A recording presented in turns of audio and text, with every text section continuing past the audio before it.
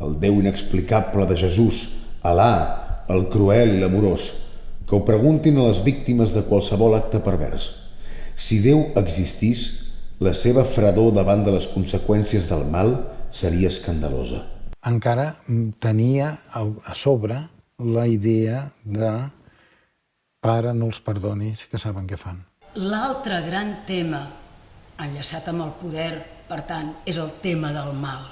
Fa el que vol, amb la llengua fa el que vol, és el seu instrument i el domina. La música ha influït molt en la meva obra literària.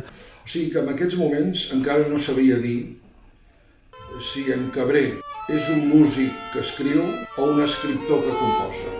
Allò que escriu, a més del contingut, ha de sonar. Perquè llegit en veu alta vegis que cau bé. El Jaume ha sigut un músic frustrat. Gràcies a això, que és un escriptor fantàstic.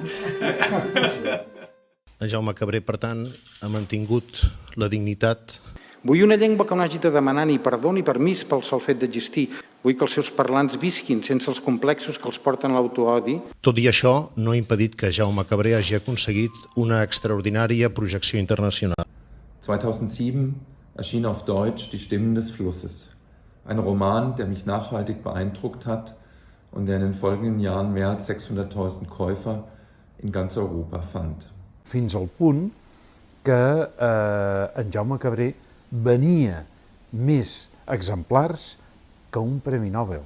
Construeix la vida, construeix la biografia, construeix el seu temps, perquè hi ha un eix central que és l'escriptura. Uah, te'l puc agafar? I tant. Saps l'any en què està fet? Aquest és 1796, si no m'equivoco. M'emociona molt, de tenir un historial a les mans.